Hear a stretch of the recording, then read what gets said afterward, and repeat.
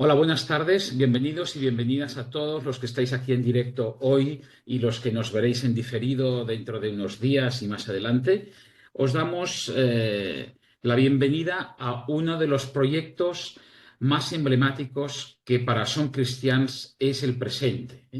Este proyecto está titulado Ecclesia Reformanda, que hace referencia al gran teólogo protestante Karl Barth, que actualizó aquella frase medieval, incluso más antigua, que afirmaba que la Iglesia siempre, como comunidad y como institución, debía estar permanentemente en reforma, permanentemente avanzando, mejorando, adecuándose, ¿no?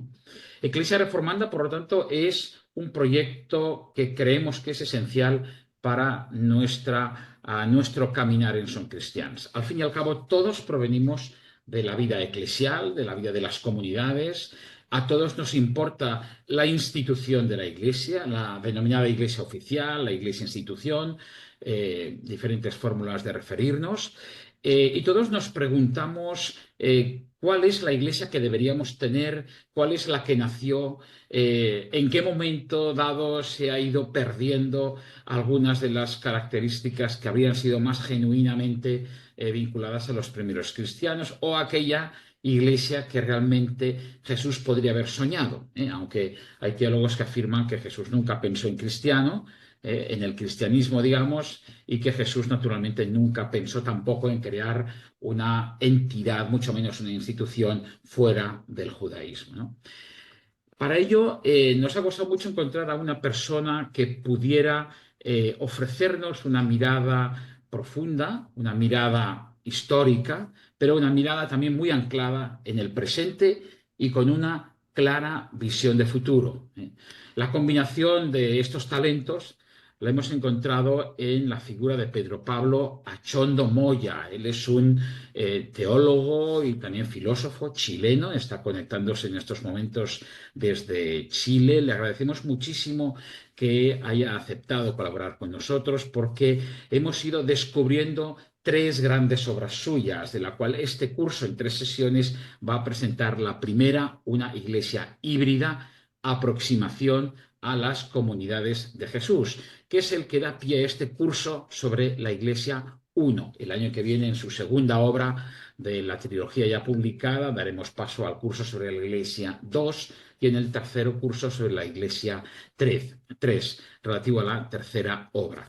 Permitidme presentaros a Pedro Pablo, conectando, como decía, desde Chile. Él es doctor en Territorio, Espacio y Sociedad, es magíster en Teología, es licenciado en Filosofía, docente e investigador en la Pontificia Universidad Católica de Valparaíso, en Chile. Entre las diferentes obras publicadas se ha ido orientando cada vez a esta gran inquietud que siente y que la humanidad también empieza a latir cada vez más sobre ella, que es todo el mundo de la ecología, de la creación de la naturaleza. Al fin y al cabo, todos somos naturaleza, hemos dado la espalda a esa naturaleza se enfadó y hasta que no nos reconciliemos no vamos a volver a vivir en una cierta paz.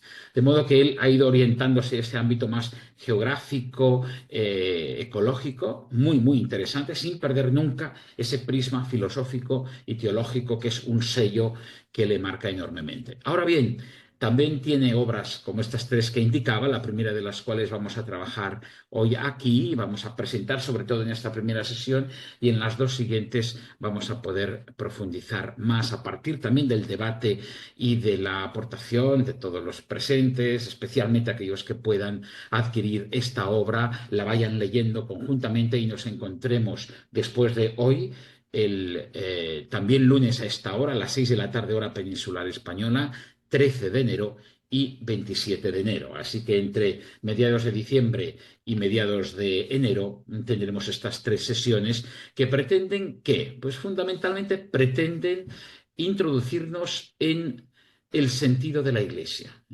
Decíamos antes de la conexión que todos provenimos de contextos eclesiales, todos formamos parte de la dimensión comunitaria de la Iglesia.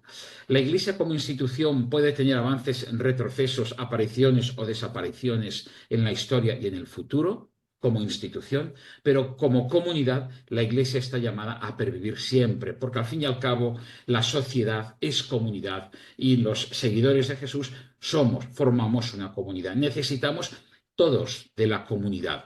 Por lo tanto, la comunidad eclesial, esa iglesia que escribiríamos en minúscula, no solo por humildad, sino porque forma también parte de la base y porque no es institución con, digamos, nombre propio, que tenga por qué destacarse por encima de otras instituciones sociales, sino que viva desde este sentido comunitario, siempre esta iglesia comunitaria pervivirá, porque para todos los cristianos, para todos aquellos que busquemos ir más allá a partir del mensaje de la vida de Jesús, siempre va a ser necesario hacerlo en común, hacerlo con otros que nos hagan de espejo, que nos hagan de bastón, que nos levanten cuando caigamos, que nos ayuden a reorientarnos cuando nos hayamos perdido. Esa función eclesial siempre persistirá. Entonces es muy importante en nuestro proyecto de Son Cristianos, perdón, poder dar salida a esa gran pregunta. Bueno, y bien, ¿cómo vamos a vivir esa espiritualidad del siglo XXI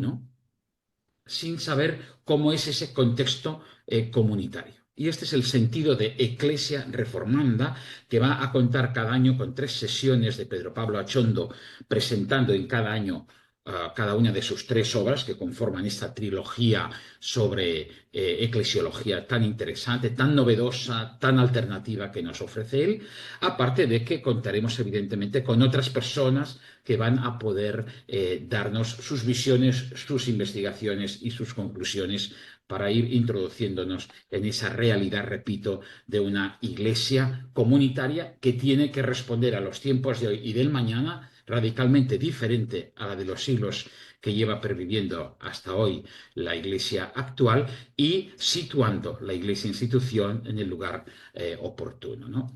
Sin más dilación, quiero dar paso a nuestro invitado, a nuestro querido amigo Pedro Pablo, para que tenga la palabra, dando una introducción amplia de este libro durante la primera media hora, 3 cuartos, incluso 1 hora si precisara, y después, eso sí, tendremos todos un espacio para abrir el diálogo, un espacio libre en el cual cada uno expresará a partir de lo que Pedro Pablo nos haya compartido, a partir de su experiencia comunitaria, de sus lecturas, de sus inquietudes, pues cómo nos planteamos esta vivencia de iglesia. Pedro Pablo, muchas gracias, adelante, bienvenido y todo tuyo. Muchas gracias. Muchas gracias, Xavi, a Somos Cristians por la invitación. Es un honor estar acá conectado desde Chile, desde el sur del planeta, en la ciudad de Viña del Mar, donde son las 2 de la tarde, así que me estaba tomando un café porque después del almuerzo hay que mantenerse despierto.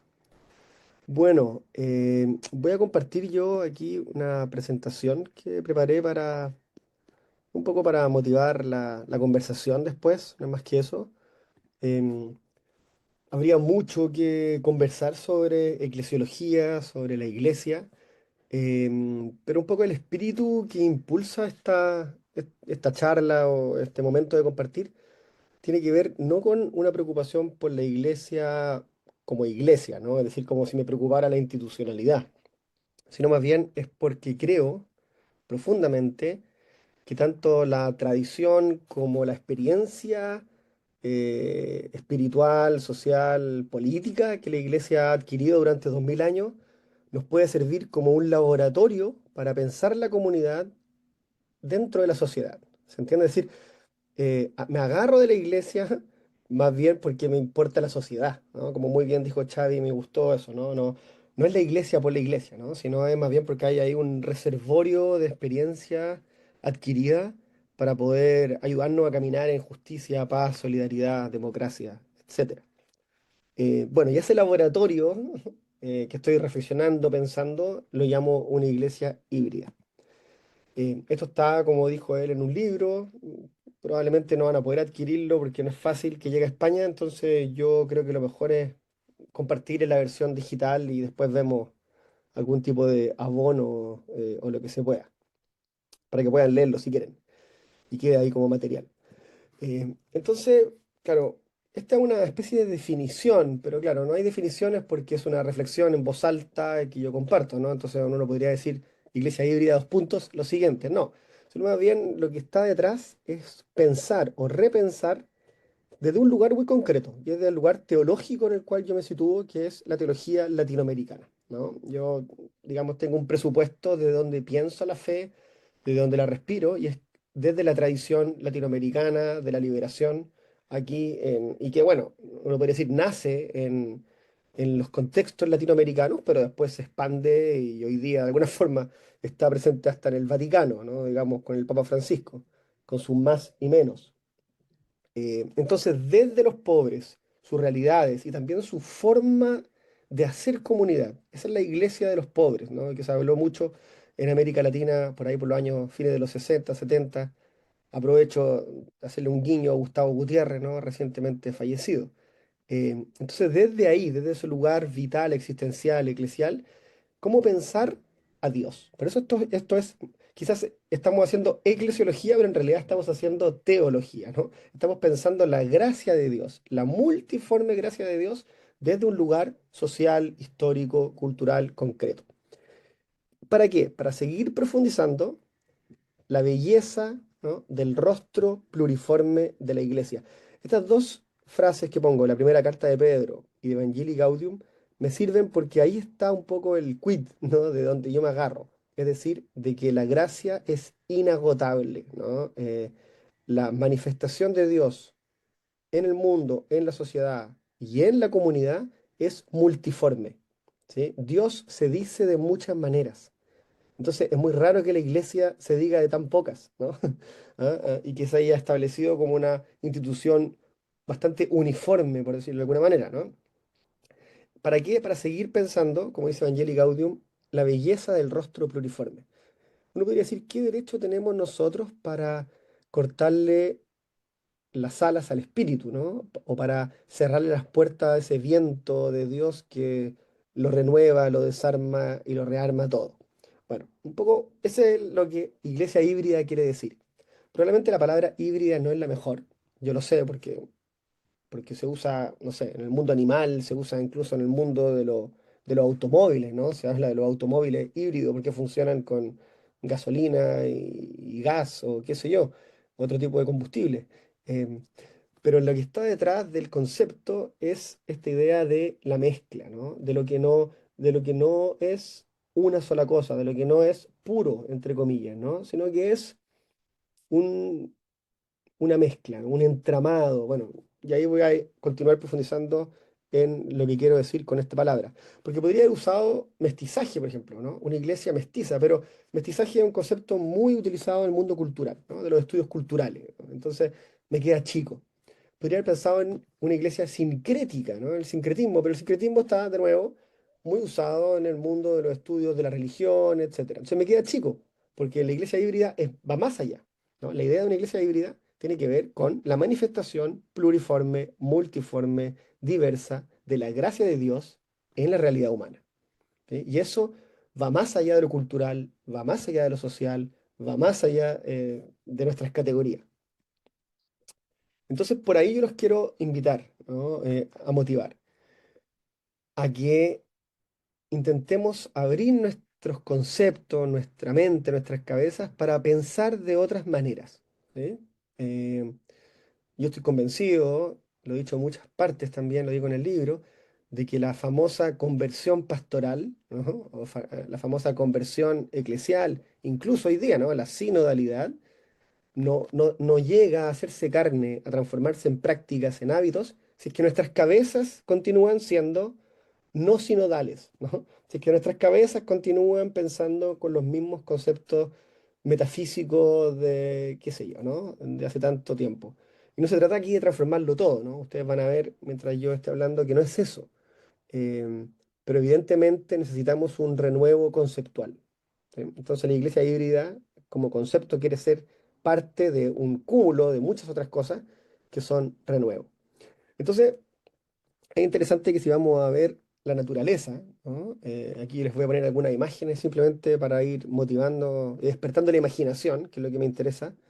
La naturaleza es totalmente polifónica, ¿no? Multiforme, pluriforme, multidiversa, como lo queramos decir, ¿no? Ningún árbol es igual, ningún tronco es igual.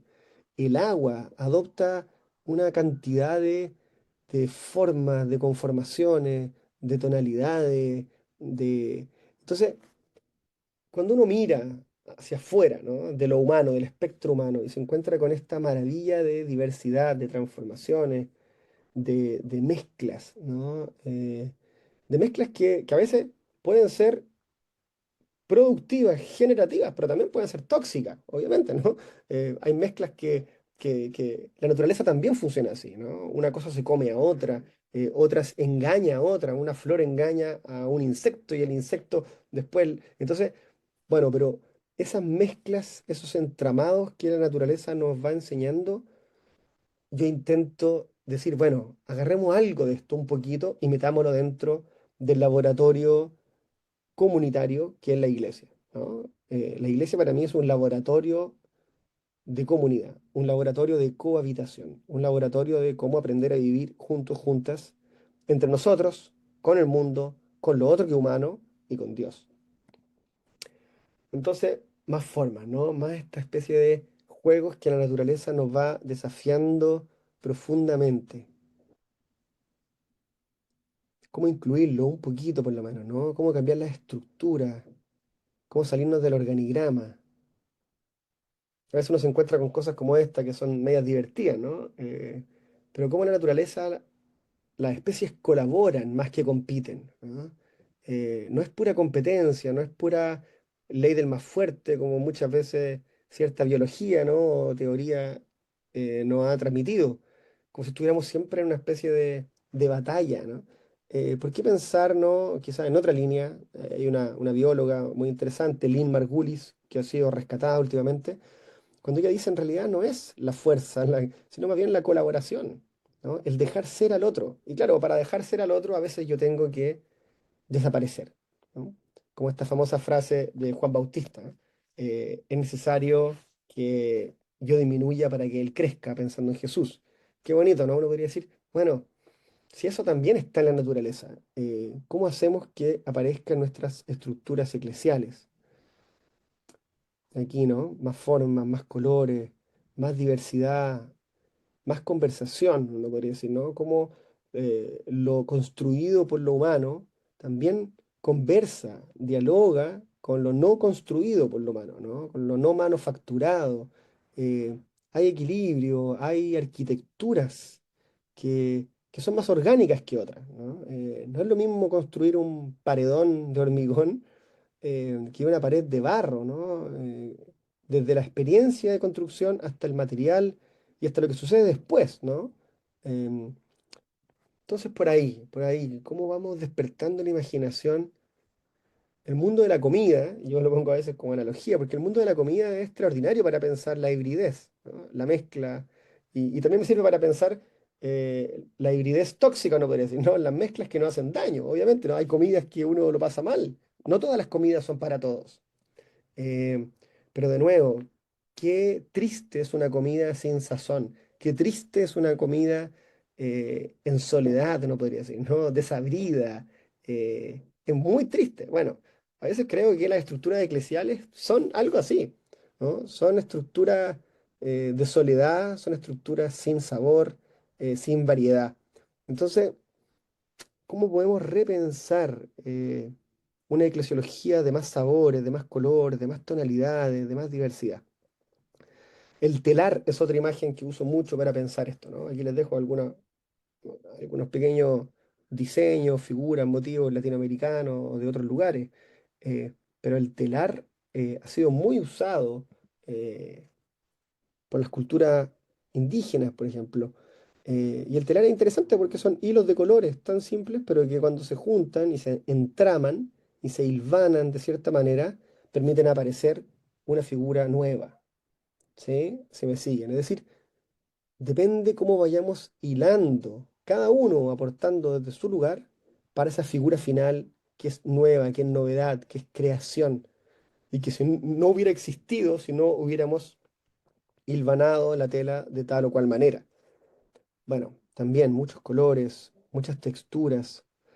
Y esta imagen que están viendo ahora a mí me gusta mucho porque estos son de Europa, ¿no? Ustedes saben que a veces hacen estas proyecciones en colores por el frontis, ¿no? De Notre Dame, de qué sé yo, de alguna otra catedral o iglesia europea antigua, que hoy día la mayoría son grises, ¿no? Pero porque han pintado sobre otras capas de colores. Bueno, ¿cómo pensar entonces que esto que yo le muestro como algo de afuera, que una proyección luminosa, sea una realidad dentro, ¿no? Sea una vivencia, sea una experiencia, donde cada iglesia es distinta, porque acoge lo distinto, ¿no? Y no vamos replicando, que en general es lo que hacemos, ¿no? Vamos replicando un modelo de parroquia en parroquia, ¿no? O sea, todas las parroquias hacen lo mismo, ¿no? Ofrecen lo mismo, dictan lo mismo, dicen lo mismo. Es impresionante, ¿no? Una especie de dictadura de lo mismo. Eh, Qué falta de creatividad, digo yo. Qué falta de osadía. Bueno, habría también escarbar las causas, ¿no? De esa falta, pero por ahora quiero despertar simplemente la imaginación y el deseo de poder pensar, soñar y diseñar, que es una palabra muy interesante que está apareciendo ahora con fuerza cuando pensamos estos temas. Nuestro mundo en crisis multidimensional, ¿no? Sabemos que la crisis climática probablemente es la más fuerte, pero también hay una crisis de las democracias, una crisis política, una crisis civilizatoria. Hemos vivido hace un par de años atrás una pandemia, ¿no? Una crisis de salud a nivel global. Bueno, entonces lo que estamos diciendo es adelantémonos a futuras crisis y diseñemos estructuras sociales distintas, ¿no? Diseñemos estructuras eclesiales alternativas. ¿Para qué? Para poder resistir, para poder confrontar lo que nos pueda venir. Más imágenes, ¿no? Que suscitan esta hibridez, estos entramados. Xavi dijo muy bien al principio, no somos naturaleza, sin duda, ¿no? Pero hemos generado estos dualismos, estas dicotomías conceptuales, insisto, ¿no? Que están acá dentro de nuestra cabeza. ¿Cómo pensar que cuando respiramos, respiramos un oxígeno que viene de otros, ¿no? Y que ha pasado por otros? Eh, Hay un autor que me gusta mucho que usa esa expresión, somos una comunidad de respiración, ¿no? Todo respiro viene de otro y va a otro. Nuestros pulmones de alguna forma están llenos de otros, ¿no? Bueno, ahí, ¿no? Para abrir, despertar la imaginación y un poquito remecernos también de una forma racionalista, ¿no? A veces tan rígida para imaginar, para pensar, para diseñar. Entonces, ¿qué es lo que quiere ser esta espiritualidad o teología o eclesiología polifónica? Primero quiere ser un diálogo, ¿sí? Un diálogo donde ni lo cristiano es la última palabra, ni lo religioso tiene la última palabra respecto a la espiritualidad. Es decir, hay que empezar a hablar, ¿no? En este concierto de sabiduría que va desde el ámbito popular hasta el científico, pasando por el artístico, por los mundos indígenas, por otras religiones. Es decir, ¿cómo podemos entender que somos una voz más en un concierto de distintos, ¿no? Sin defender una especie de verdad que no existe, ¿no? Sin defendernos porque tenemos miedo, ¿no? De que las estructuras cambien o que se corran un poco los cercos. Entonces eso, ¿no? Una teología que quiere ser primero que todo diálogo, escucha, luego creatividad, ¿no? Y decolonialidad, que es una palabra muy interesante que también se lleva usando un buen tiempo, por lo menos desde este lado del planeta cuando intentamos decir, bueno, pero hay algo que fue impuesto, ¿no? Una forma impuesta. De hecho, la religión, no podría decir, el cristianismo llega a América Latina desde otro lugar, ¿no? Como también llegó a Europa desde otro lugar, ¿sí? Desde el mundo hebreo, un pensamiento semita, con otra lengua, ¿no? Entonces, ¿cómo descolonizar ciertas cosas para, uno podría decir, redescubrir qué es lo que hay detrás, ¿no? Entonces se habla mucho hoy día de descolonizar el saber, el hacer, el ser, pero uno puede decir también el sentir, ¿no? El habitar, que es de las cosas que me parece más interesante. ¿Cómo pensar una iglesia que sea menos escuela? Y se usa mucho esto, ¿no? Mater en magistra, es decir, una iglesia que es madre y maestra. Bueno, ¿cómo decir? No estoy tan convencido de eso, ¿no? No me hace sentido hoy día. Prefiero una iglesia que sea más laboratorio, más taller de zapatero, más lugar de... como cuando uno tiene la herramienta y tiene que empezar a crear, a jugar, ¿no? Donde uno ponga las manos y no seamos agentes pasivos que solamente escuchamos a alguien que nos enseña. Entonces, a eso me refiero, ¿no? Menos escuela, más laboratorio, que le dé cabida a lo sensible, lo afectivo, lo celebrativo, lo lúdico. ¿Se entiende? Decir, ciertas dimensiones de lo humano que quedan fuera frente a esta rigidez eclesial, a esta especie de solemnidad. Que interesante, ¿no? Porque a veces se escuda una especie de como de, no, es que esto es muy serio. Es tan importante que es muy serio. Bueno, nos falta escuchar a los poetas entonces, cuando se ríen de eso, ¿no? Y se dan cuenta de que jugar también es muy serio, ¿no? De que reírse también es muy serio, de que tocarnos es también muy serio. Entonces, ¿cómo dejar entrar estas dimensiones de lo afectivo, lo celebrativo, la amistad, etcétera? ¿Sí?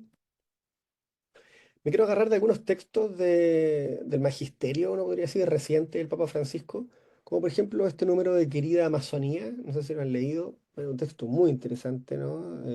Después del Sino del año 2020, que dice lo siguiente, en Querida Amazonía 6: toda la iglesia ofrece, todo lo que la iglesia ofrece, debe encarnarse de modo original en cada lugar del mundo. Eso tiene una fuerza teológica extraordinaria, ¿no? Yo no sé si el Papa se le pasó, ¿no? ¿Ah? O no estuvo al tanto de la fuerza de esta frase, porque está diciendo todo lo que la iglesia tiene, ofrece, todo, en sus 2000 años y poco, ¿no? De existencia, en su multiplicidad eclesial. ¿Sí? A mí me gusta decir que en realidad la iglesia ha muerto y resucitado muchas veces, ¿no? Es raro decir que ha habido una iglesia, ¿no?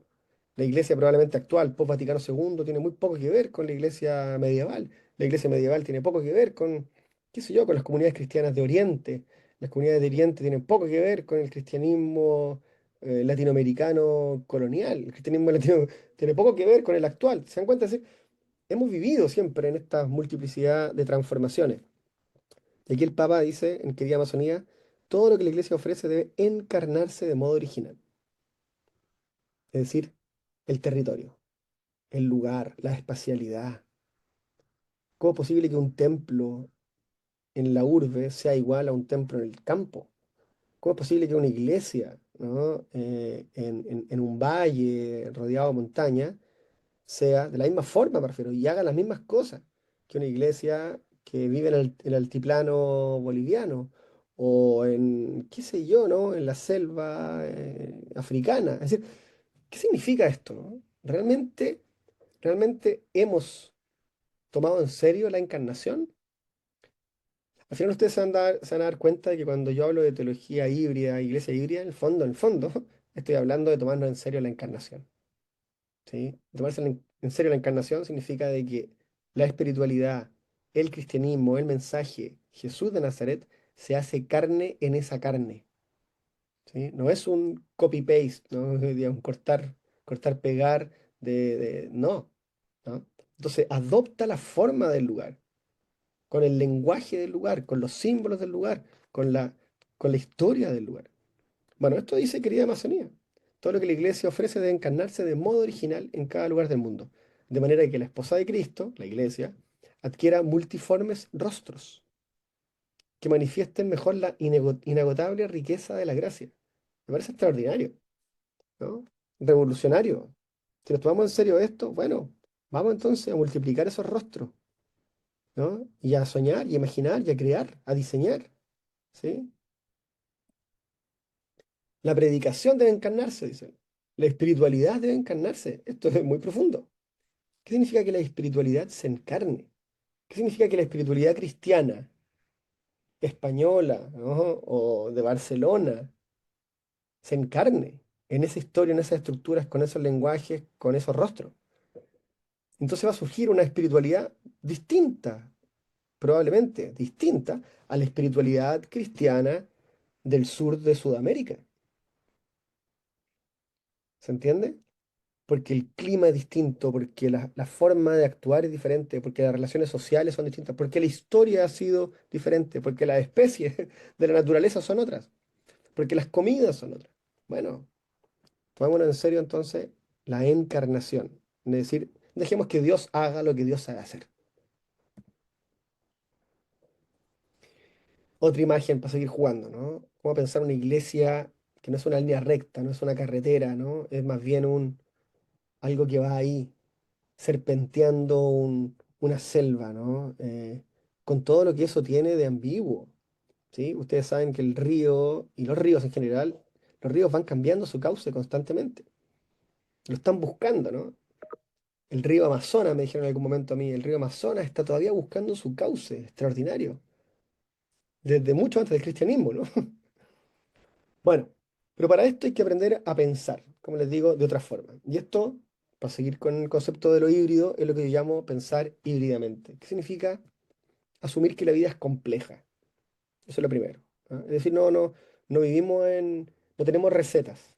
No vivimos en una especie así de cuadrícula fácil, ¿no? Estamos llenos de entramados, madejas. Uno puede decir, la vida es mucho más caótica, es como una maraña. ¿No?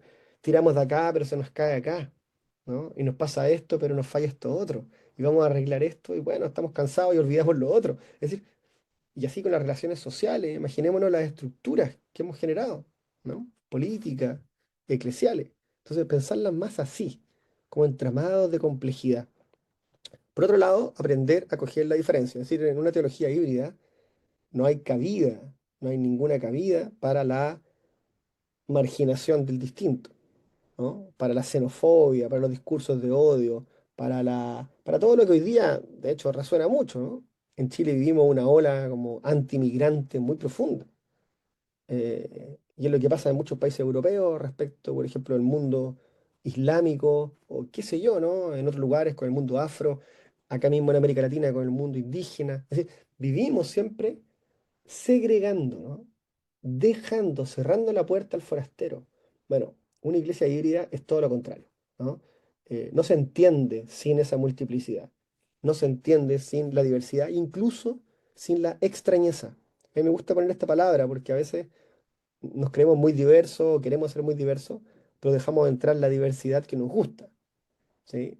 Dejamos afuera una diversidad que es demasiado diversa. No, esa diversidad ya llega a ser extraña, entonces esa no. Vale, la teología híbrida llega hasta más allá, ¿no? Apunta a ese horizonte. Y se entiende como un acto profético de la imaginación. Es decir, aquí imaginar es profecía, ¿sí? ¿Cómo decirlo? No es una cosa artística, ¿no? No estoy pensando en ser creativos. Ay, qué interesante, somos creativos. No, sino que osar la imaginación hoy día es un acto profético. Y es un poco lo que vivió Jesús de Nazaret en su tiempo. Si ustedes se fijan, el rechazo a la persona de Jesús fue porque nadie imaginó que el Mesías era así. Nadie pensó que el mensaje del Dios de Abraham podía llegar a encarnarse en una persona como Jesús. Es decir, la imaginación no logró hacer ese vínculo. Fue tanto, ¿no? El quiebre, la fractura, uno podría decir, religiosa en el momento, que no entendimos, ¿no? Como los discípulos de Maús, ¿no? Que se van caminando tristes, porque no era lo que pensábamos. Y Dios, ¿qué hace? Vuelve a irrumpir, ¿ah? Para rearmar la imaginación.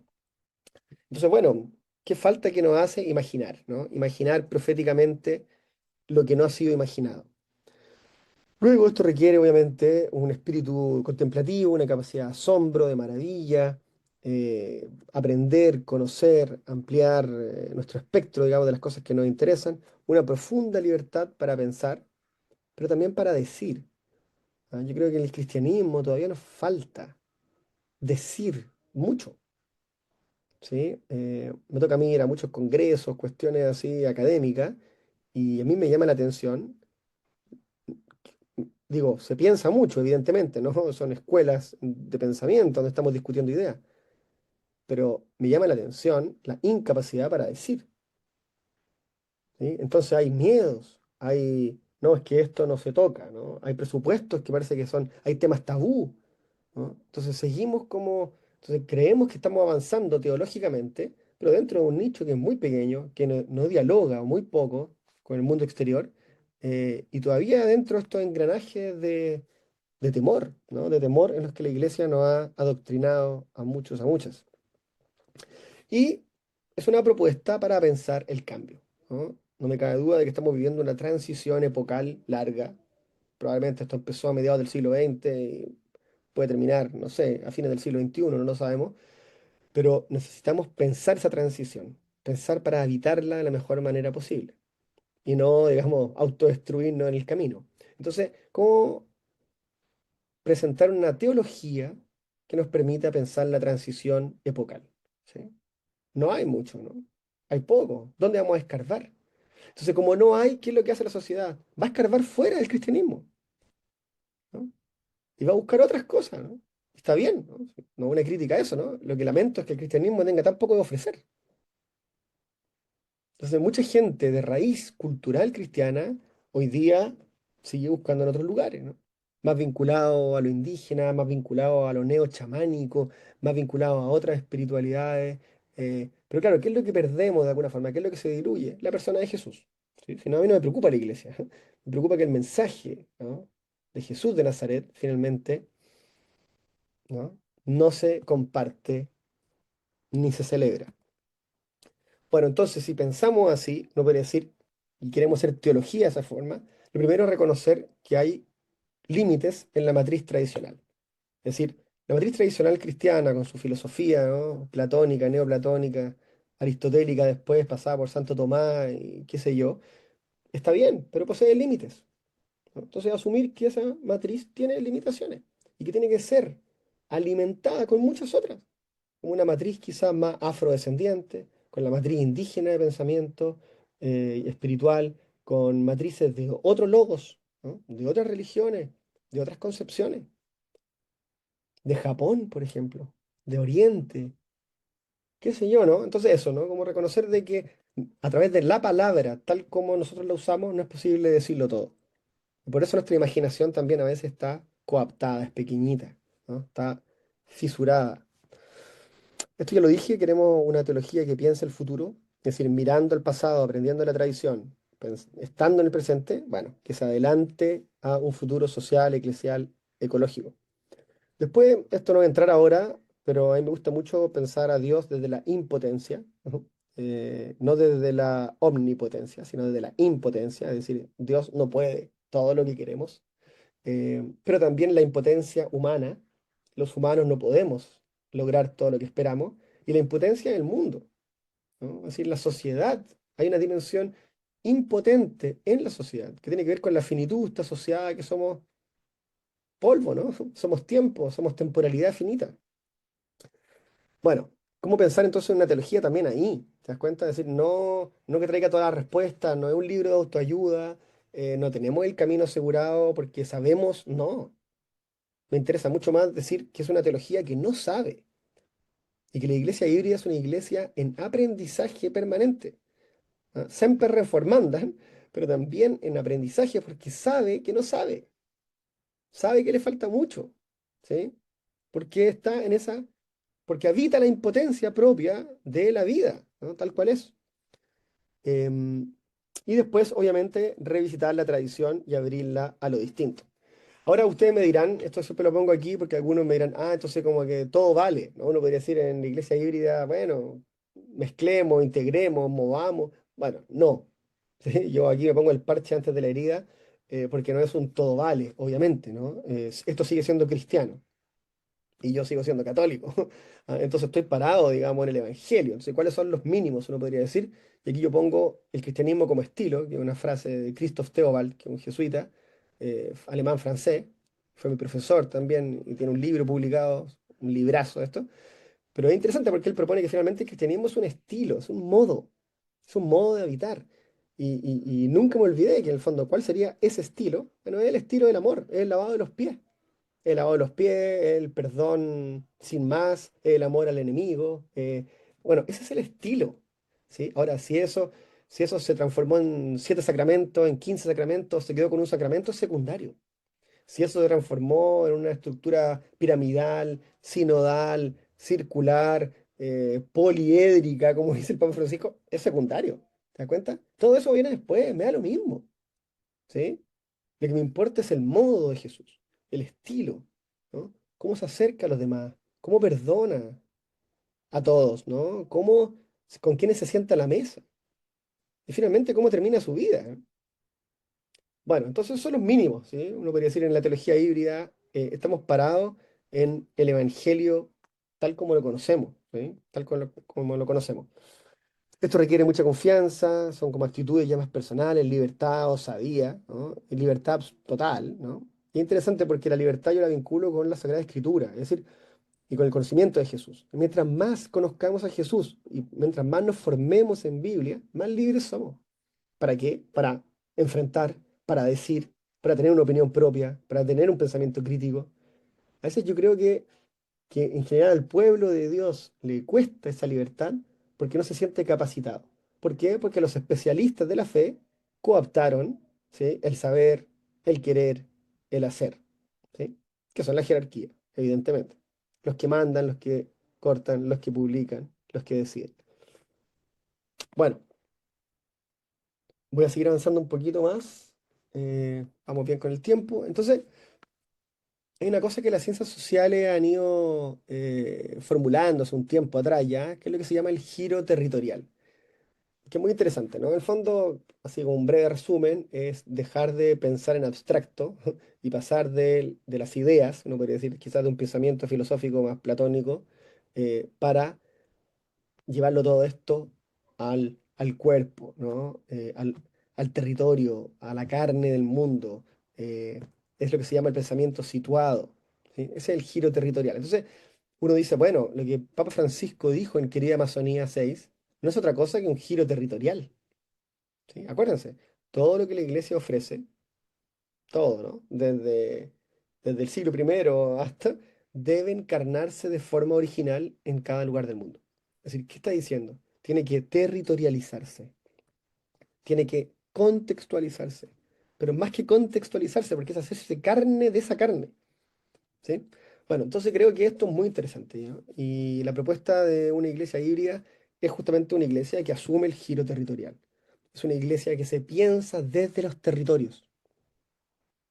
Y aquí los territorios no los pensemos solamente como entidades geográficas, ¿no? Como delimitaciones, demarcaciones de tierra, ¿no? O país, etcétera. No, no, no. Porque dentro de un territorio hay muchos subterritorios, si se quiere, ¿no? O muchas formas de habitar. En el fondo, el giro territorial es asumir que esa comunidad creyente, con sus particularidades concretas, con su historia, vaya repensando la fe, vaya repensando las prácticas, vaya repensando la iglesia, ¿sí? Entonces, es comenzar a jugar más con estas tres partículas que les pongo acá, con los co, lo inter y lo casi, ¿ya? Es decir, entendiendo que somos codependientes, que estamos colaborando, que vivimos en interrelaciones, intergeneracionales, interreligiosas. Y finalmente el casi es porque en lo que les dije de la impotencia, es entender que, o si se quieren decirlo en difícil, lo escatológico, es decir, no es una teología que tenga la palabra última. Si alguna vez alguien ha querido tener la palabra última, se ha equivocado, porque toda palabra es una palabra penúltima. La última palabra la tiene Dios. Nuestras palabras son palabras penúltimas, son siempre un casi, ¿no? Un casi, no podría decir yo como, sí, esto es lo que yo quiero para la iglesia. Porque eso ya es un casi. Si yo solo absolutizo, lo transformo en una verdad intocable, nuevamente estoy cayendo en aquello que estoy cuestionando, ¿no? Muchas de estas cosas que estoy comentando ahora se pueden encontrar ya en el magisterio latinoamericano, ¿sí? En el documento de Medellín, en Puebla, en Aparecida. Si ustedes se fijan, me salté Santo Domingo porque sabemos que tuvo otra línea y probablemente tiene menos punta, ¿no? En algunos de estos conceptos, de estas ideas que estamos conversando. Pero aquí el desde, ¿no? Es un desde social, geográfico, cultural, es el desde de los pobres, ¿sí? La opción preferencial por los pobres, y hoy día obviamente esa categoría hay que ampliarla, ¿no? La opción preferencial por los ninguneados, ¿no? Por los últimos, por los olvidados, por las olvidadas, por los marginados. En algún momento Gustavo Gutiérrez mismo dijo los desconectados, ¿sí? Los que no tienen acceso a internet, los que no tienen ninguna posibilidad de dialogar con nosotros hoy día, porque ni siquiera tienen luz eléctrica. Bueno, ¿dónde están ellos? Ellos están, ¿sí? Existen. Bueno, ¿cómo volver a resituarlo? porque eso está en el corazón del Evangelio, ¿no? Cómo volver a resituarlos para que los escuchemos, pasemos momentos de nuestra vida, y en esta expresión tan bonita aparecida que dice, eligiéndolos para compartir horas, semanas o años de nuestra vida, buscando desde ellos la transformación de su situación. El Magisterio de Francisco también habla de esto, ¿no? Evangelii Gaudium, Laudato Si, el discurso de las tres T, no sé si la conocen, del año 2015, tierra, techo y trabajo, que él da en Santa Cruz de la Sierra, finalmente querida Amazonía, nos hablan de profetismo, solidaridad, diálogo, cercanía a los pobres, desafío ecológico. Es decir, les pongo esto para decir que yo no estoy diciendo nada muy nuevo, sino que probablemente ordené un poco las piezas para presentarlas desde una unidad que hemos llamado aquí iglesia híbrida. Pero estas son cosas que ya lo está hablando el magisterio latinoamericano y el magisterio de Francisco hace mucho rato. Y finalmente en el libro, todo esto está en el libro por si acaso, planteo algunos nuevos territorios, ¿no? Esta idea del giro territorial, de una iglesia que se repiense, reimagine desde los territorios y su propia autonomía territorial. Pienso en tres posibles, y ustedes van a ver que no son territorios geográficos, son territorios conceptuales, ¿no? El primero es la ecología integral.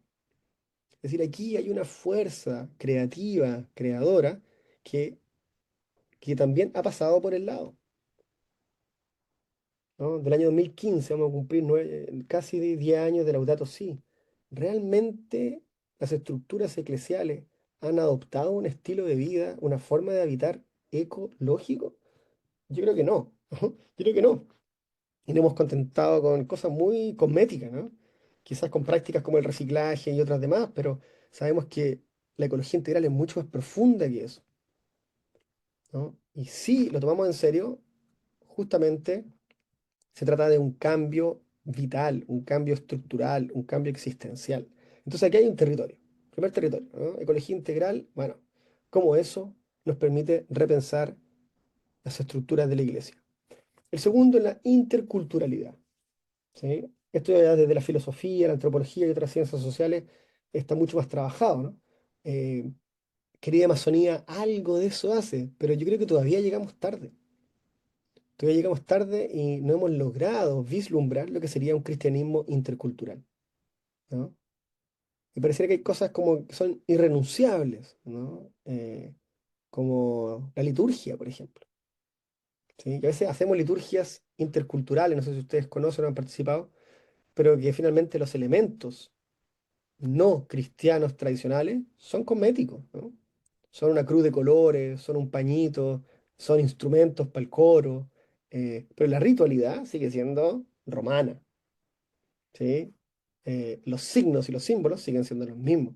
Entonces, es un desafío, ¿no? Y no tengo la respuesta, pero creo que aquí hay una matriz para seguir pensando, ¿no? ¿Cómo sacarle el jugo a esta idea de que todo lo que la iglesia posee tiene que encarnarse de modo original en cada lugar del mundo? Bueno, ¿cómo dialoga eso con la interculturalidad de nuestros pueblos en todo el planeta?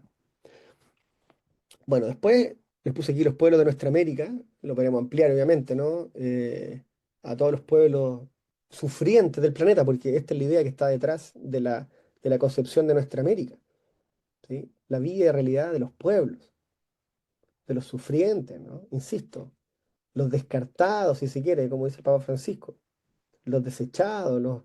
Bueno, ¿qué significa entonces que ese sea nuestro territorio fértil para repensar las estructuras de la iglesia? ¿Sí? No como sujetos, perdón, no como objetos de caridad, no como objetos de qué sé yo, lo que sea, ¿no? Sino como sujetos de pensamiento, sujetos de acción, sujetos de práctica. Es muy interesante pensarlo así también en tiempos de crisis, porque ¿quiénes han sido los sobrevivientes de siempre? Ellos. Cuando nos toque a todos, ¿no? Intentar buscar caminos de salida, nos van a llevar a la delantera, porque nosotros vamos a aprender algo que muchos pueblos han vivido siempre.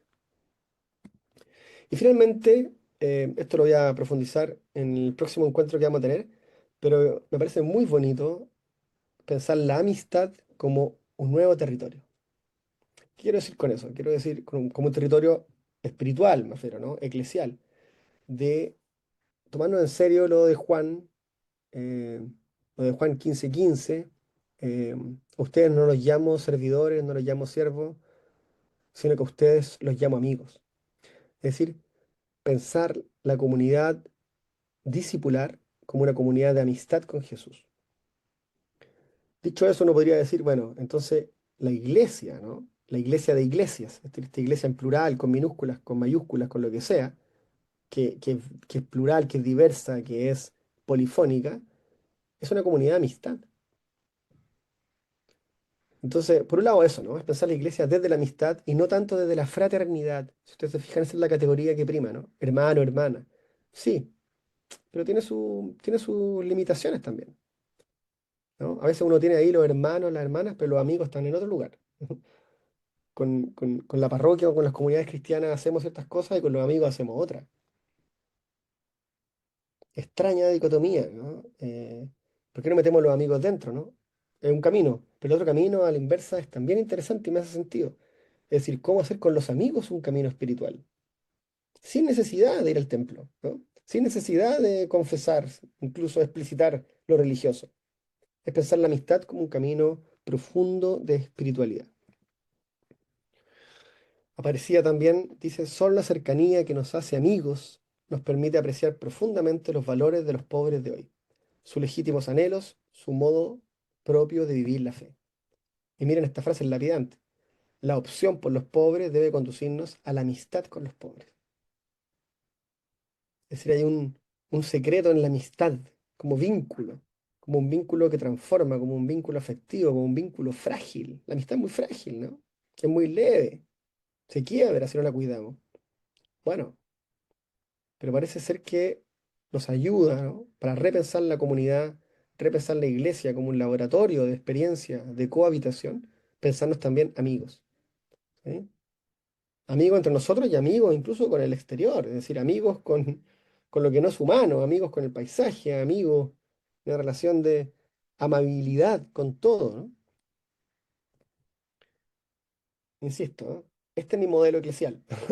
¿Ah? No es el poliédrico de Francisco, ni es la pirámide antigua, ni tampoco es la sinodalidad actual, porque no sé lo que la sinodalidad quiere ser.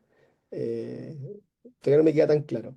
Prefiero seguir pensando de esta manera, ¿no? Como un enredo, como... Y Francisco lo dice en algunas partes, no quiero citarlo todo el rato, pero es interesante porque él deja abierta esta puerta y por eso hay que agarrarse de esto.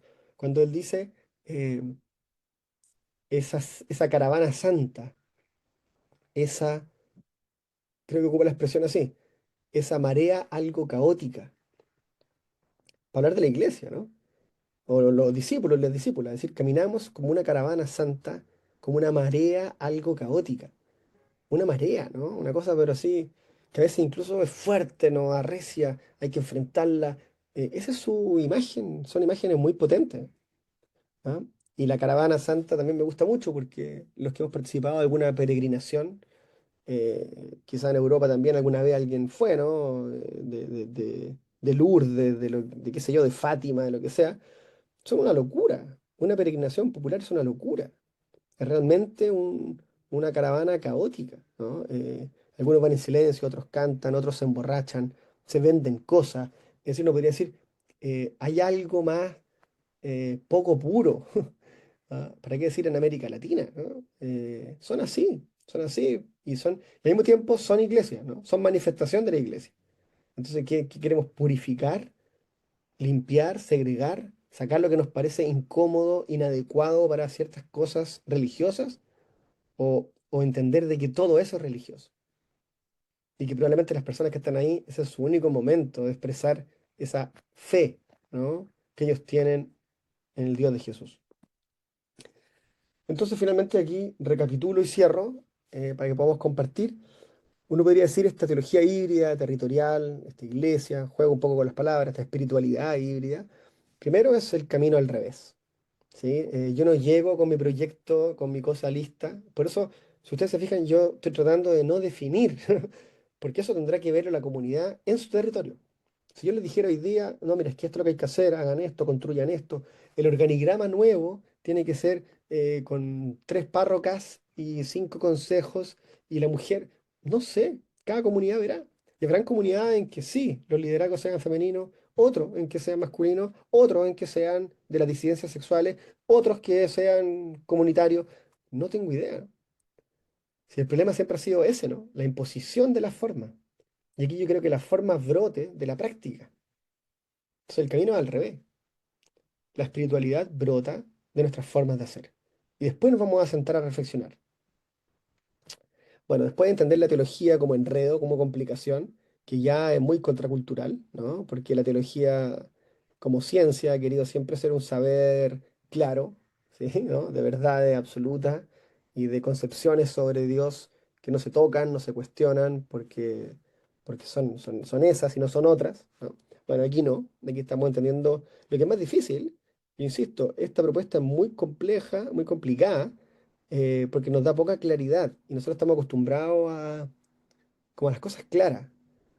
Y por eso aquí tiene que entrar otro tipo de inteligencia, ¿no? Una inteligencia mucho más emocional, una inteligencia mucho más dialogal, una inteligencia mucho más lúdica, ¿sí?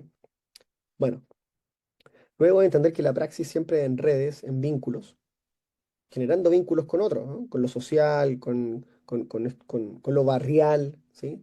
La iglesia no es una isla, ¿no? No es una isla. Y no llega para ser isla, sino que llega justamente para servir a esas otras estructuras sociales, políticas que nos rodean. Luego aquí pongo a entender la misión como finalmente acompañar la vida. Si uno tuviera que darle una definición, bueno, ¿qué es misión en esta perspectiva? Acompañar la vida, acompañar los procesos vitales, acompañar las niñeces, la vejez, acompañar, estar ahí, ¿no? A veces con silencio, a veces con explicitación, es simplemente un acompañar. Luego creo que el paradigma petrino, ¿no? Si ustedes han escuchado estas conversaciones entre lo paulino y lo petrino, el paradigma petrino, que un poco era imperante, ¿no? Con sede en Roma, etcétera, estructural, rígido, asentado, ¿no? Pedro representa, ¿cierto? La institucionalidad. Uno puede decir Pablo, o Pablo, o el mismo Jesús representan otro tipo de forma, que es una forma itinerante, ¿no? ¿Y la itinerancia qué es? El cambio. Estoy aquí, estoy allá, ¿no? Pablo dejaba la comunidad y se iba. Y esa comunidad podía cambiar, podía desaparecer, bueno, pero él se iba, ¿no? Entonces, dejarle espacio a la transformación, al cambio, a lo que tenga que pasar, ¿no? No todo depende de personalismo, etcétera. Y Jesús de Nazaret hacía lo mismo, ¿no? Me encanta esta expresión, pasó por el mundo haciendo el bien, ¿no? Él pasó, iba de paso. Cruzaba la otra orilla, se subía a la barca, se bajaba, iba a Cafarnaúm, entraba a la casa de saqueo, salía, visitaba, así, ¿no? Esos 3 años fue itinerancia, no tenía dónde reclinar la cabeza. Ese es el paradigma eclesial. No tenemos dónde reclinar la cabeza. Extraordinario, ¿no? Ojalá vivir así, me encantaría. Luego una formación que vaya mucho más allá del espectro religioso, y por eso la llamo aquí una formación territorial o territorializada, insisto, que entienda lo contextual, los desafíos del lugar, del momento histórico también, que tenga un profundo enfoque ecosocial, es decir, estamos construyendo esperanza. Eso es, ¿sí? Eh, Insisto, en momentos de una crisis sistémica profunda, civilizatoria, ¿quién cuenta la esperanza? ¿Quiénes narran la esperanza? ¿Quiénes son los relatores de esperanza? Bueno, creo que los cristianos y las cristianas deberíamos ser. Si el cristianismo algo sabe, ¿no? De algo es maestro, si se quiere ocupar esa palabra, o tiene experiencia, es de esperanza. Desde el día uno el cristianismo nace en esa espera del sábado y la esperanza renovada del domingo de resurrección. Es decir, ¿qué nos pasa, no? Que no somos, que no podemos darle al mundo una nueva esperanza, ¿no? Y estamos impregnados de estos relatos catastrofistas, de destrucción, qué sé yo, ¿no? Que finalmente recaen en ensimismamiento, individualismo y no praxis política, ¿no? Desinterés, cada uno se salva como puede. Bueno, obviamente el paradigma va a ser una mística en camino, no podría decir más a los discípulos de Maús, salir, andar, ¿no? Salir a caminar. Entonces es una forma espiritual que se hace andando, ¿sí? Y la fe como predicación de lo múltiple, lo diverso, lo híbrido, lo distinto. Eso, muy bien, muchas gracias. Hasta aquí llego yo y feliz de poder compartir un momento y conversar. Pedro Pablo, muchísimas gracias a ti por esta tan interesante exposición. Aquí ha habido, no habrás podido ir siguiéndolo, pero un cierto movimiento en el chat, ¿no? Que ha habido intervenciones, incluso por WhatsApp No, también se han escapado algunos comentarios, ¿no? Tenemos ahora media hora exacta, has clavado el tiempo muy bien, te lo agradecemos porque lo importante no solo es escucharte y, por supuesto, poder leer tu libro con más calma. Hablaremos de esta propuesta que nos has hecho sobre la posibilidad de algún tipo de acceso digital que naturalmente sufragaremos entre todos. Pero también es interesante, repito, escuchar un poco lo que los que hemos estado aquí presentes escuchándote, pues podamos ofrecer, ¿no? Yo tengo varias preguntas, no quiero colapsar. Me gustaría que los presentes puedan empezar, y he hablado yo demasiado también al inicio, así que voy a abrir, perdón, los micrófonos o dar la opción de que cada uno pueda abrir y poder ya acceder. Sí que ruego que el resto lo mantengamos cerrado para evitar interferencias y si queréis, sea haciéndome un gesto el que no sepa cómo o si no levantando la mano digitalmente, pues me aparecen ordenadas las palabras y yo las iré proponiendo. No sé si alguien desea comenzar con alguna propuesta, alguna pregunta, algún comentario. Lanzo yo algunas, ¿de acuerdo? Si te parece, Pedro Pablo, así cada uno también va formulando. Ha habido mucha información, pero cada uno necesitamos nuestro tiempo, ¿no? Para ir formulando. Mira, yo hay algunas preguntas sueltas, como por ejemplo, tú nos explicabas con esa cita evangélica que todos, que somos amigos, ¿no? Jesús nos llamaba amigos. Bien, pues, ¿quién es realmente ese Jesús y qué hacer o qué vivir en esa iglesia en la que Jesús nos relacionaba como amigos? Por otro lado, la gran pregunta siempre es, ¿y qué hacemos o cómo podemos integrar o cómo podemos vivir con la iglesia institución? ¿Qué importancia tiene esa iglesia institución en nuestras vidas? ¿Qué debemos hacer para contribuir a ese cambio que todos precisamos para ser más fieles al Evangelio en esa estructura eclesial, ¿no? Por otro lado, he visto también que citas sobre todo al Papa Francisco, supongo que es por la proximidad, ¿no? Cronológica, digamos, es el Papa actual, pero bueno, mi pregunta iría también encaminada a saber, bueno, ¿y estos otros papas previos? mm, Pablo VI incluso, no solo Juan Pablo I, Juan XXIII, ¿cómo veían? ¿Cuál era el talante cuando se referían a esta iglesia que tú denominas híbrida con este formato tan moderno que también necesitamos, estos nuevos conceptos? ¿No? Esta sería otra de mis preguntas. También una última práctica, ve respondiendo a las que consideres y después damos paso también a las que vayan surgiendo. La otra gran pregunta, después de preguntarnos sobre la iglesia institución, es, ¿y los jóvenes a menudo encuentran en la iglesia institución un muro? ¿Cómo lo hacemos para llegar a estos jóvenes? Esta iglesia institución que forma a muchos laicos y los marca de un determinado estilo y que después también forma a sus clérigos. De modo que son elementos también, bueno, que multiplicadores, ¿verdad? Bueno, ahí lanzo varias preguntas, esperando también sí, a ver a los demás. sí, gracias, Xavi, muchas gracias. Súper interesante. Mira, claro, lo primero, a ver, va a sonar raro quizás, pero lo podemos discutir. Pero a mí, mi preocupación actual, vital, no es la iglesia institucional. ¿Por qué? Porque yo creo que hay cosas de la iglesia institucional que van a morir. No mañana ni pasado, pero van a morir, ¿no? Se van a acabar, no tienen sentido, no, de lo que veo yo, ¿no? Un poco. Entre ellas, el clero. ¿Te das cuenta? Es decir, yo creo que el clero tiene los días contados. Y va a ser quizá un reducto marginal que le va a hacer sentido a un grupo. Porque, ojo, esto también no lo dije, pero es interesante, importante decirlo. Que en la idea de una iglesia híbrida, si es que hay diversidad, también hay lugar para esta iglesia. ¿Te das cuenta? Entonces, no es como, hay lugar, pero un lugar, no el único lugar, no va a ser el único lugar para vivir la fe, respirar y encontrarnos con Jesús de Nazaret. Va a tener su lugar y los que quieran participar de esa estructura, muy bien, ¿no? Irán a su Eucaristía tridentina o post-vaticano o lo que sea, ¿no? Y están ahí en su catedral principal de la ciudad, como habrán otras formas en otros lugares, con otras sacramentalidades, etcétera, ¿no? Entonces, yo lo que un poco estoy empujando, ¿no? Viendo, intuyendo, es lo que va a venir, ¿no? No lo que va a quedar.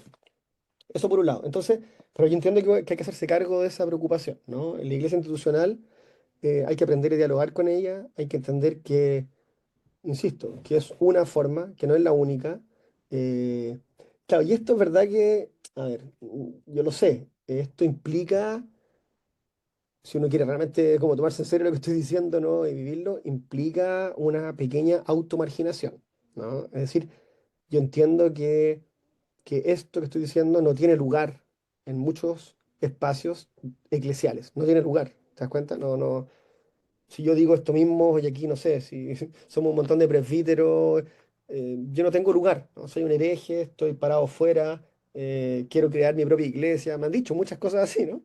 Eh, pero no es lo que estoy diciendo, ¿no? No es lo que estoy diciendo.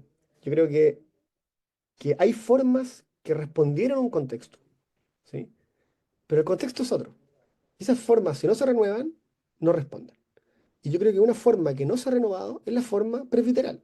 El clero no se renueva, ¿no? No se renueva. La figura del cardenal me parece algo tan anacrónico, sin sentido. Hace poco acá en Chile, ¿no? Acaban de nombrar nuevos cardenales. ¿Quién ve esas noticias? ¿A quién le importan, no? Y tú me dices, los jóvenes, si yo estoy, los jóvenes están en la estratosfera de estos temas. Entonces, claro, yo no me preocuparía de esos jóvenes que la iglesia institucional forma. A ver, cumple un rol, ¿ya? Como la escuela, ¿no? Uno podría decir la secundaria, ¿no? Cumple un rol. Ofrece, no sé, los scouts, qué sé yo, tanta cosa que la escuela ofrece y que después nadie sigue. Y está bien, ¿no? Te formó, fuiste, hiciste tal actividad, te generó carácter, te dio valores, está bien. El problema es cuando esa estructura se quiere perpetuar, ¿te das cuenta? Y se perpetúa de una forma infantilizadora que no responde a los jóvenes actuales, con un lenguaje que los aleja. Entonces, claro, ¿para qué voy a discutir con eso? ¿Te das cuenta? Es como si hablan otro idioma. Eh, entonces, claro, la pregunta no podría ser inversa, es, ¿dónde están los jóvenes viviendo su espiritualidad? Cristiana, ojo. ¿Dónde están los jóvenes que sí reconocen a Jesús de Nazaret? ¿Los hay? No, claro que lo hay. ¿Lo hay? ¿Solo están dentro de la institucionalidad? No, yo creo que no. ¿Y por qué digo eso? Porque la mayoría o están un tiempo y después se van. Si en el fondo todo el mundo se va. ¿Te das cuenta? Así, sí, habría que tener aquí un gráfico, no sé, de las estadísticas, pero yo creo que es más el porcentaje de jóvenes que fueron de pastoral juvenil, que hoy día no participa de la institucionalidad. Ese porcentaje va a ser más alto que el de los jóvenes que va como escalando en esto, ¿no? Entonces ahora es asesor juvenil, ahora es el encargado de la parroquia de los jóvenes y tiene 43 años y está a cargo de los jóvenes y está solo, ¿te das cuenta? Es él.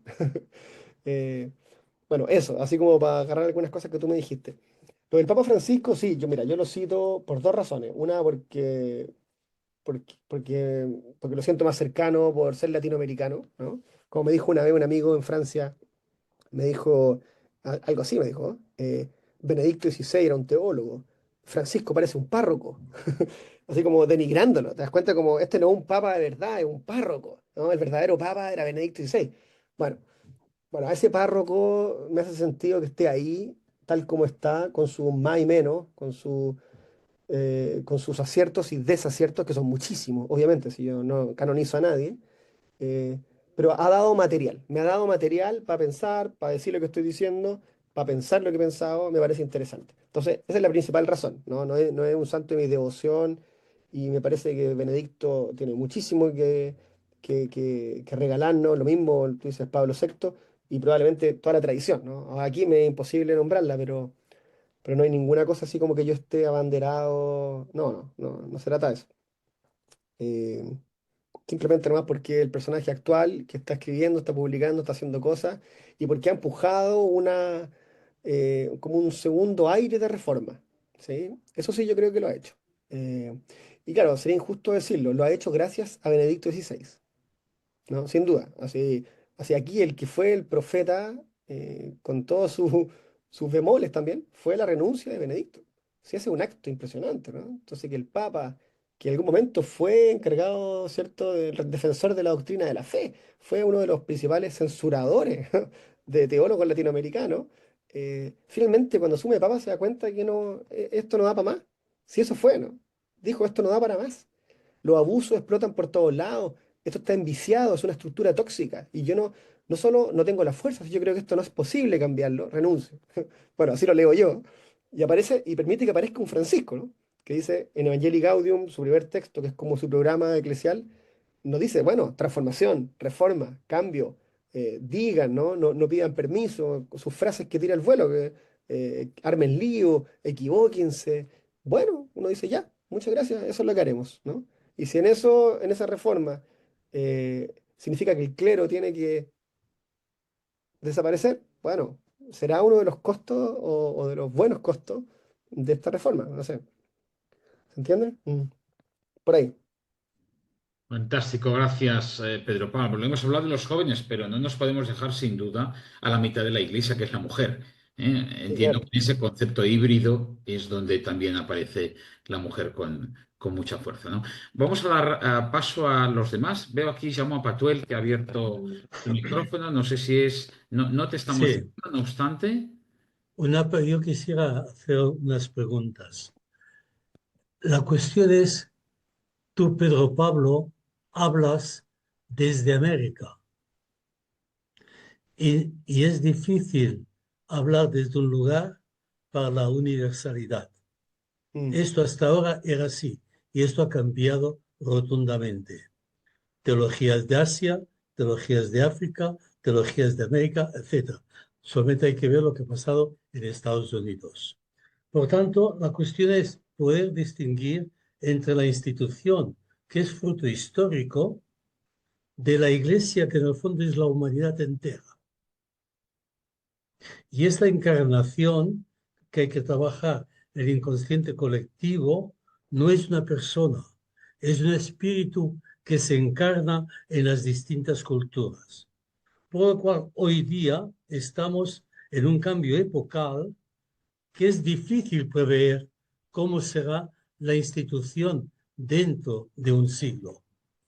Tiempos confusos, convulsos, complejos. Lo que yo veo para poder progresar es los pequeños grupos inspirados por una confianza básica en el ser humano, teniendo muy en cuenta las ciencias humanas. No todo se puede explicar desde la teología, porque la teología resulta un lenguaje anacrónico. Eso es lo que yo pienso. sí, muchas gracias, Jaume. Totalmente de acuerdo, totalmente de acuerdo. Sí, sí, no tengo nada que agregar porque creo que por ahí va No, la cosa.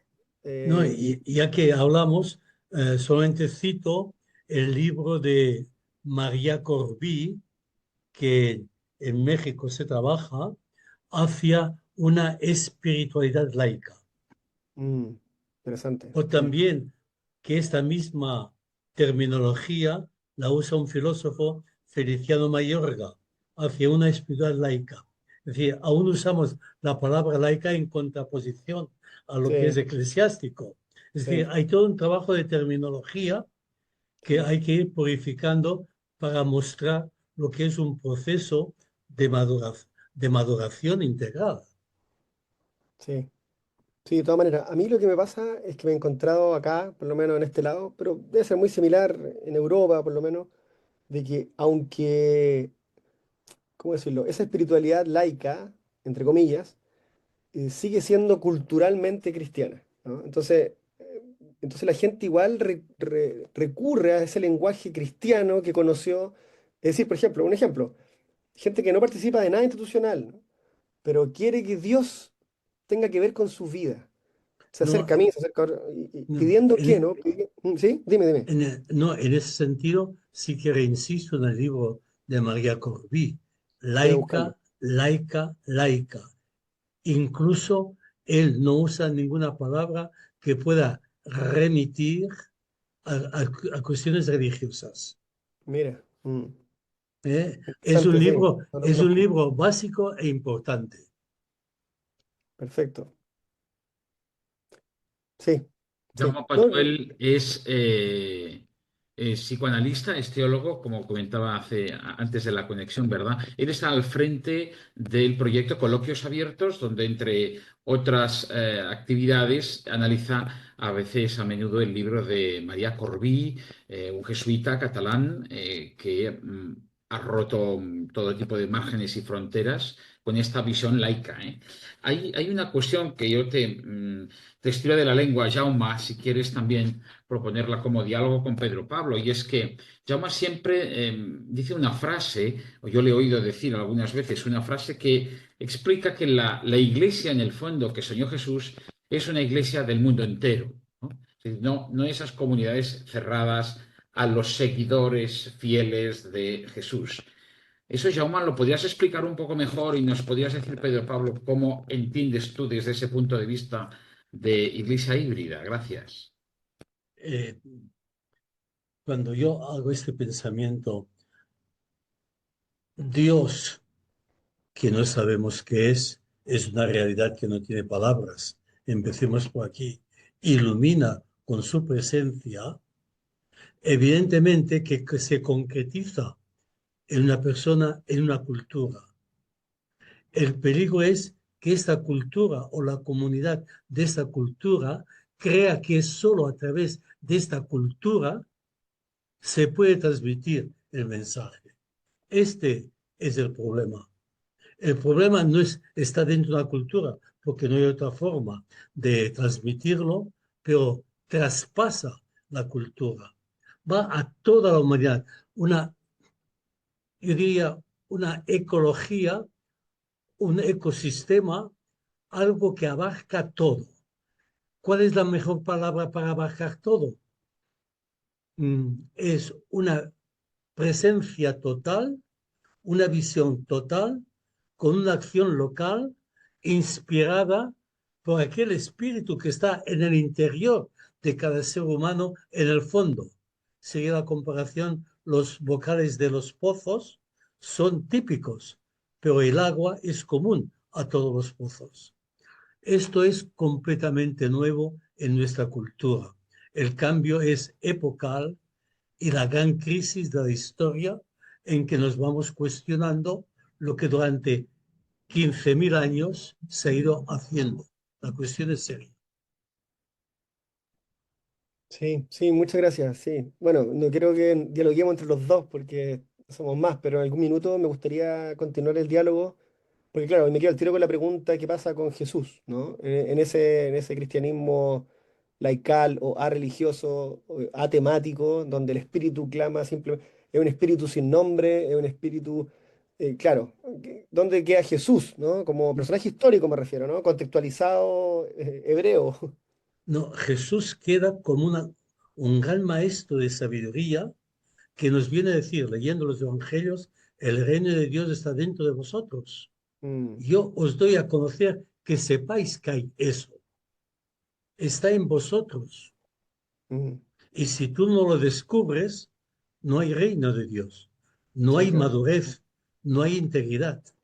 Sí, sí, sí, interesante. Sí, Gracias, creo que Jaume. Vigil está en algo parecido, ¿no? Creo que en algún minuto conversé con él y me tiró su rollo ahí, como un mundo post-Dios y no sé qué. En fin, José María Vigilo, ¿no? Bueno, ¿alguien más quizás tiene alguna pregunta también o algo? Gracias, Jaume. Gracias, Pedro Pablo. Más preguntas. Tenemos aquí a, a Pedro Deván, Carlos Maldonado, Joan Puiggròs, Juan Carlos. Adelante, si queréis, es el momento. Tenemos apenas 10 minutos más. Aprovechémoslos como buenamente podamos. Ahí va Juan Carlos. Adelante. Hola, Pedro Pablo, no he podido escuchar toda tu conferencia, pero lo poco que he captado de este final, estoy totalmente de acuerdo contigo. Creo que, en definitiva, la encarnación en el territorio y en la comunidad de, en este caso de Jesús, yo creo que entronca con ese planteo que hace Jaume de la espiritualidad, digamos, sin la espiritualidad laica. Yo creo que el ser humano tiene sed de infinito y tiene sed de trascendencia y es parte de su, diríamos, esencia, el, el querer ir más allá de la pura corporeidad o de la pura mente o de la pura posicionamientos, ¿verdad?, de cada uno. Por lo tanto, yo por eso también me identifico muchísimo con el Papa Francisco, que es muy incomprendido. Mucha gente no entiende lo que está diciendo y lo que está proponiendo, la opción por los pobres y todo eso, que suena bien como un discurso, ¿no?, para convencer gente y todo eso, pero que luego llevarlo a la práctica es muy difícil. Estoy de acuerdo contigo, Pedro Pablo, en ese enfoque que tú das tan, eh, tan hermoso, ¿no?, tan vibrante y tan enraizado, ¿no?, con la realidad. Indudablemente que nosotros tenemos una dimensión espiritual o que por lo menos en nuestro interior está esa energía del Espíritu de Dios y tenemos que desarrollarlo. Lógicamente, cuando Corbí habla de una espiritualidad laica, yo creo que él está de alguna manera asumiendo de que todas las tradiciones religiosas están en busca de lo mismo y se pierden en detalles como, a ver, lo que nos pasa a nosotros, el clericalismo, el problema de las mujeres dentro de la iglesia, el celibato, en fin, un montón de cosas que yo creo que a esta altura de los tiempos no tienen ningún sentido y bueno, ahí están, pero han dejado de ser dogma y han dejado de ser la verdad única y por lo tanto estoy totalmente de acuerdo contigo, Pedro Pablo, en tu enfoque y me parece muy bonito y muy, sobre todo para entusiasmarnos y unirnos y tratar en lo posible de construir reino a toda costa. Gracias, Pedro Pablo. Muchas gracias, Juan Carlos. Un gusto. ¿De dónde estás tú? ¿De qué parte del planeta? Estoy en el hemisferio norte. Estoy en Barcelona, Ah, España, buenísimo.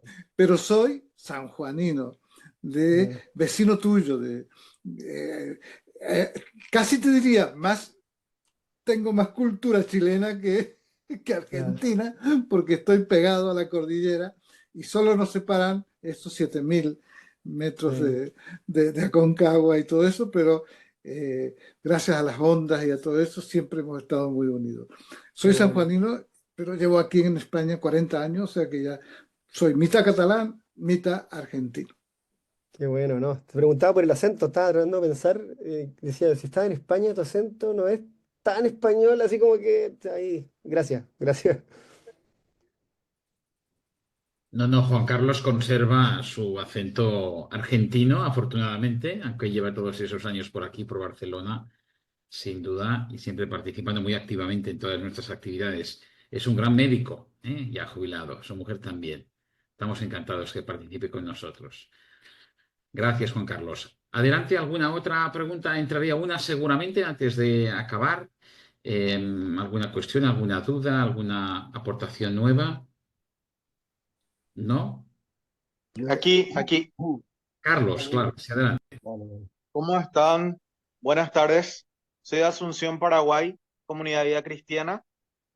Pedro Pablo, te vengo siguiendo hace un buen tiempo eh, y me gusta mucho tu modo de, de provocar, ¿verdad?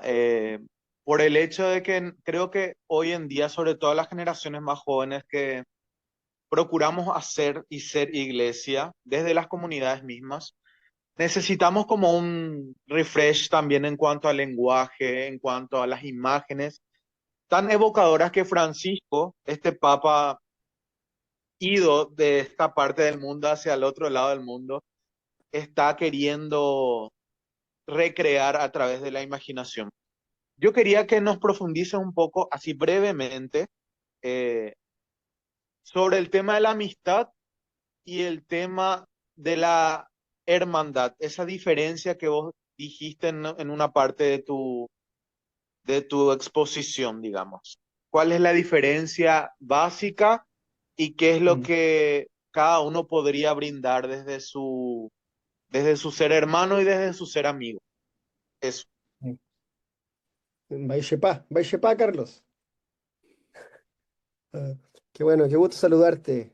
Eh, He tenido la posibilidad de estar Impona. 2 veces en Asunción, en Paraguay, tierras calientes, cálidas, que creo que el lugar donde más calor he sentido en mi vida. Así que, eh, a ver,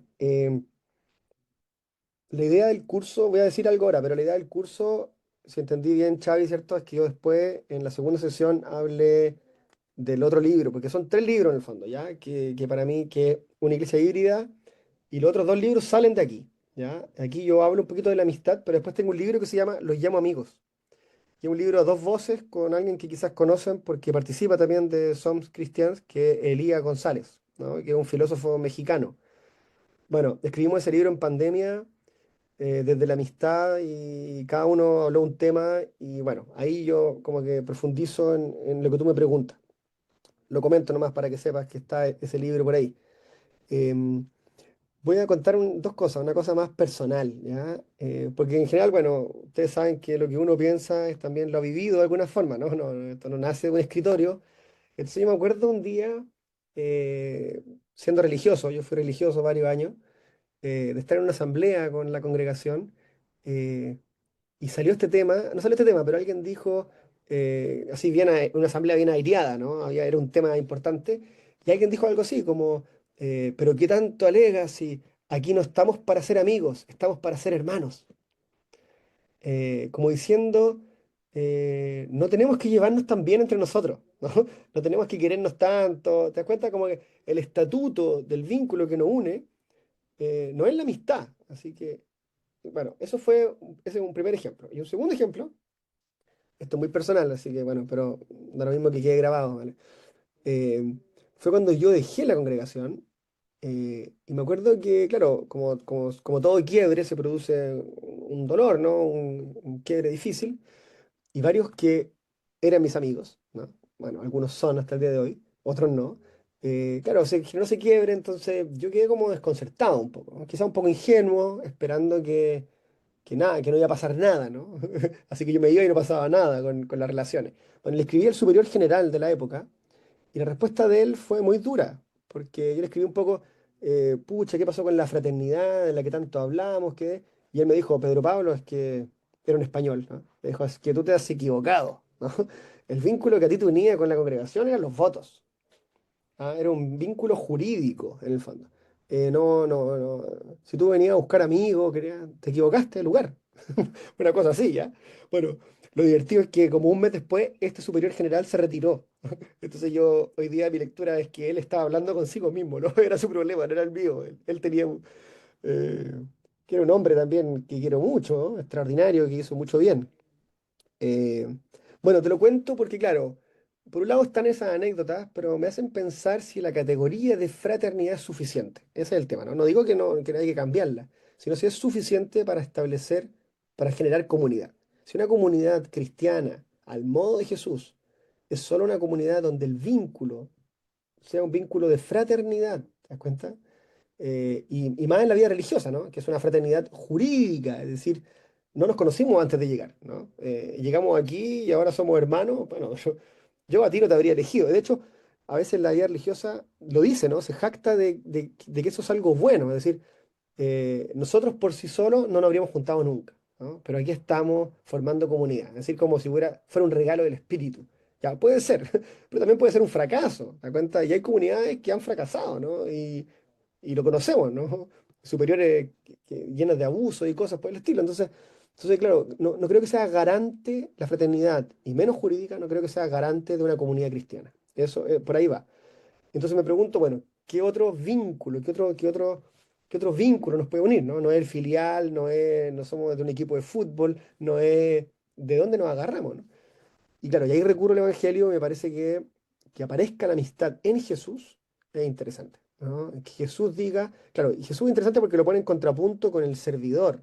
¿Te das cuenta? Es decir, el vínculo que ustedes tienen conmigo, le dice Jesús, no es del patrón, ¿no? Porque los siervos no saben, no conocen a su patrón. Yo los llamo amigos, porque a ustedes yo les estoy diciendo todo lo que sé. Entonces, ¿qué es lo que hace la amistad? Horizontaliza.